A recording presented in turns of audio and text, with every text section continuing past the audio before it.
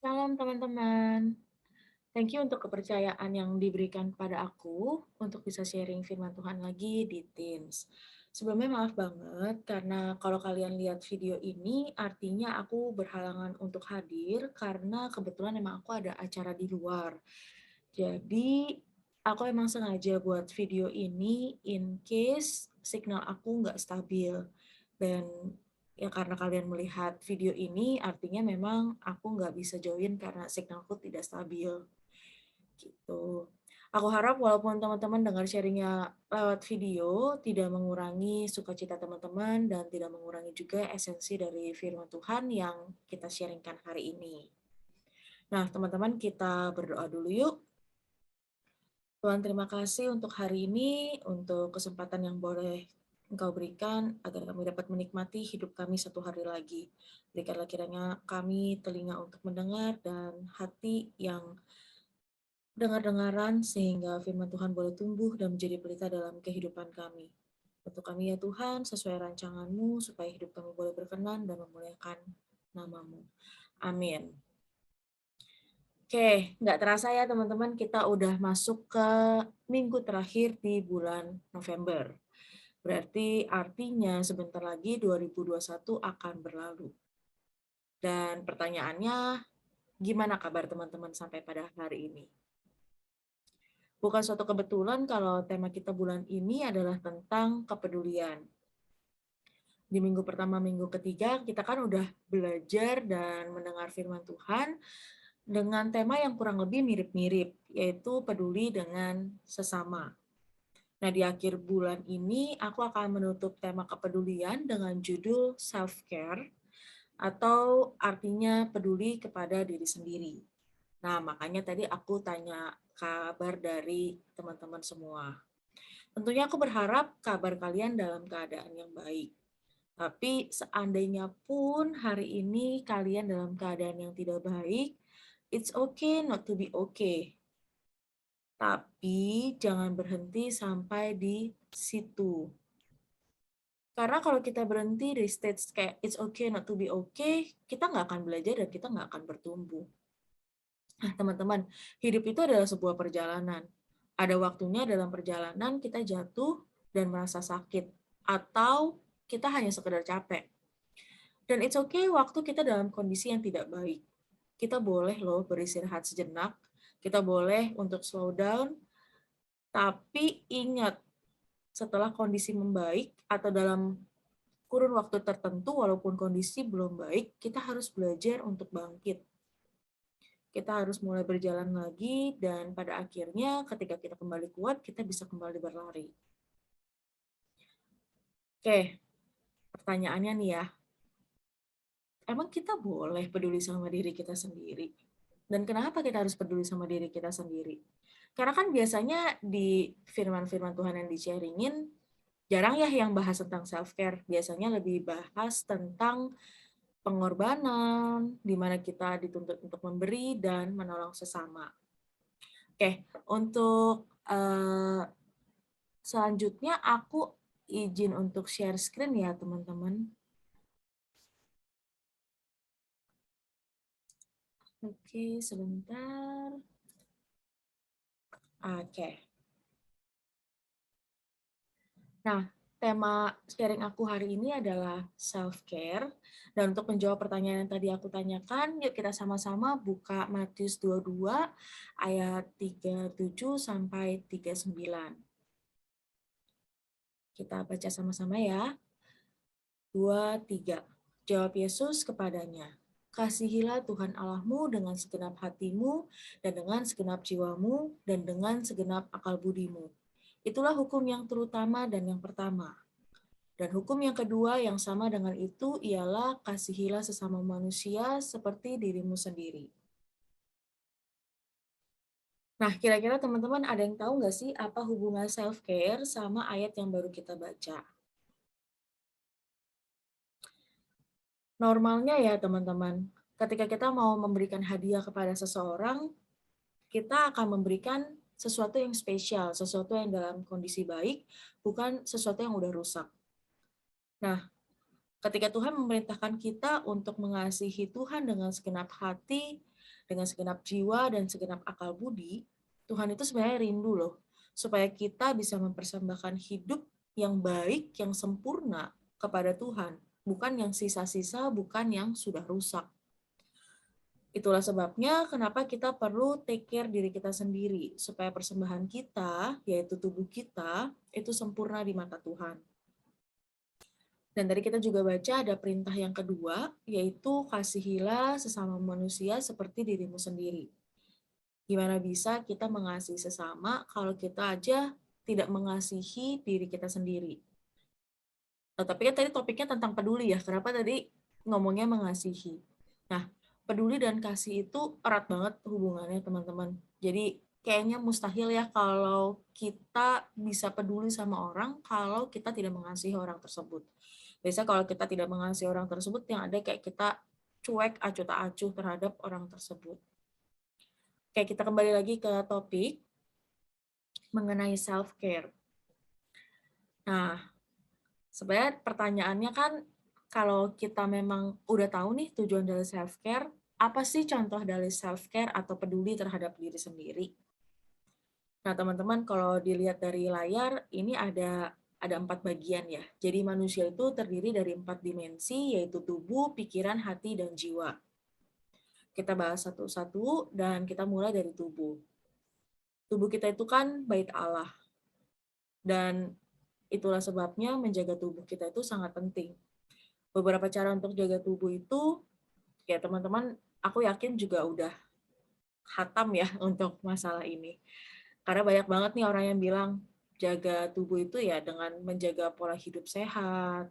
Artinya ya kita harus olahraga teratur, makan cukup, tidur cukup. Nah, makan cukup ini bukan makan cukup banyak ya, tapi makan makanan bergizi yang bisa yang dibutuhkan oleh tubuh kita, bukan yang diinginkan oleh lidah kita. Nah, nggak sesimpel itu sih teman-teman. Ada beberapa hal detail yang mungkin kita lupakan, kayak contoh menjaga kesehatan kulit, menjaga kesehatan rambut. Kadang-kadang nih, kayak kalau kita lihat kulit kita kelamaan nggak dipakein lotion, terus jadi kayak bersisik-bersisik. Atau kita lihat rambut udah acak-acakan, kayak statis karena udah jarang disisir. Nah, itu sebenarnya hal-hal simpel seperti itu juga termasuk self-care, cuman mungkin banyak dari kita yang mengabaikan. Menjaga kebersihan tubuh juga salah satu self-care. Nah, terutama nih buat teman-teman yang pubertas, baru mulai pubertas, ada hormon-hormon yang mengakibatkan tubuh itu lebih mudah berbau kalau berkeringat. Nah, itu juga salah satu bentuk self-care. Self-care itu kalian jangan bayangin sebagai sesuatu hal yang mahal dan keluar banyak uang ya teman-teman, karena self-care nggak harus mahal. Yang penting kita telaten dan kita mulai di saat kondisi tubuh kita juga masih baik. Percaya deh, namanya kita maintain itu lebih mudah daripada memperbaiki kalau udah kenapa-napa. Oke, kita lanjut ke dimensi yang kedua, yaitu pikiran. Nah, banyak orang punya pendapat gini ya, kayak kalau misalnya pikiran lagi mumet, kita butuh hiburan dong, butuh sesuatu yang lucu, butuh sesuatu hal yang konyol-konyol untuk kita bisa ketawa. Itu bukan hal yang salah sih, teman-teman. Boleh kita nonton hal-hal yang lucu, hal-hal yang menghibur, tapi sebenarnya cara kita untuk peduli dan membuat diri kita bertumbuh dalam hal pikiran adalah dengan membaca atau menonton hal-hal yang mendidik, nggak cuma sekedar menghibur. Aku selalu percaya sama satu statement yang mengatakan knowledge is power, pengetahuan adalah kekuatan. Dengan kita banyak tahu, kita juga lebih bisa memilih apa yang harus kita lakukan dalam mengambil keputusan di dalam hidup kita. Jadi, dengan punya banyak pengetahuan, seharusnya kita bisa menjalani hidup dengan lebih efisien. Karena kita bisa memilah mana yang penting dan mana yang nggak penting untuk dilakukan. Next-nya, untuk yang ketiga adalah dimensi hati. Nah, banyak orang mempunyai sifat yang egois dan terlalu mementingkan diri sendiri. Tapi mereka itu walaupun sudah bersikap egois, tetap tidak merasa cukup, tidak merasa puas. Nah, sebenarnya karena mereka nggak tahu sih kalau melayani sesama adalah sumber kepuasan dan kebahagiaan terbesar. Kita ini diciptakan sebagai makhluk sosial, makanya kita butuh orang lain. Dan otomatis hidup kita juga seharusnya dibutuhkan oleh orang lain. Dan kita juga harusnya bisa berguna buat orang lain. Nah, perasaan dibutuhkan, perasaan bisa membantu dan berguna buat hidup orang lain dan berdampak buat orang lain, itulah yang bisa membawa kepuasan ke dalam diri kita. Jadi, walaupun kita harus peduli sama diri kita sendiri, jangan sampai lupa kalau kita diciptakan untuk saling melayani satu sama lain. Karena kita adalah bagian dari tubuh Kristus. Teman-teman bisa baca sendiri nanti di rumah, ya kalian di rumah sih sekarang ya. Nanti setelah selesai ibadah di 1 Korintus 12 ayat 12 sampai 27 yang berbicara tentang tubuh Kristus. Nah, cuman aku mau bahas sedikit di 1 Korintus 12 ayat 17 dan 18. Di layar juga udah ada, ayatnya berbunyi, andai kata tubuh seluruhnya adalah mata, di manakah pendengaran? Andai kata seluruhnya ada telinga, di manakah penciuman? Tetapi Allah telah memberikan kepada anggota masing-masing secara khusus suatu tempat pada tubuh, seperti yang dikehendakinya. Nah, dari ayat ini tersirat bahwa sebenarnya masing-masing dari kita, masing-masing dari individu yang Tuhan ciptakan, punya fungsinya masing-masing. Dan kita perlu saling bekerja sama dan melayani agar tubuh Kristus dapat berfungsi dengan baik. Karena mata nggak bisa kerja sendiri untuk membuat tubuh ini berfungsi dengan baik. Mata butuh bantuan telinga, mata butuh bantuan tangan dan kaki, dan anggota-anggota tubuh lainnya. Maka itu penting juga untuk kita ada dalam komunitas supaya kita bisa saling melayani dan saling menguatkan. Dan yang terakhir adalah jiwa. Apa sih sebenarnya jiwa itu? Nah, jiwa itu adalah pikiran, emosi, dan kehendak kita. Dengan pikirannya manusia berpikir, dengan perasaannya manusia mengasihi, dan dengan kehendaknya manusia dapat memilih. Melekatlah sama firman Tuhan supaya pikiran kita, kehendak kita, keputusan yang kita buat, semuanya itu sesuai dengan rancangan yang udah Tuhan buat untuk kehidupan kita. Dan melekatlah pada firman Tuhan supaya hati kita bisa mengasihi orang-orang yang ada di sekitar kita. Karena kadang mengasihi itu tidak semudah yang kita diucap ya seperti yang semudah ucapan. Karena melakukan itu lebih susah daripada bicara. Gitu. Oke. Nah, aku sharing aku hari ini sampai sini aja. Aku paling cuman mau nambahin satu kalimat di mana self-care itu sebenarnya adalah sebuah tanggung jawab. Self-care itu bukan keegoisan. Karena pada dasarnya kita tidak bisa memberi sesuatu yang kita tidak punya. Kalau kita tidak punya kepedulian terhadap diri kita sendiri, kita kosong, pikiran kita tidak terisi dengan hal-hal yang positif, tubuh kita lelah, hati kita penuh luka, kita tidak bisa memberikan yang terbaik untuk Tuhan dan tidak bisa melayani sesama kita.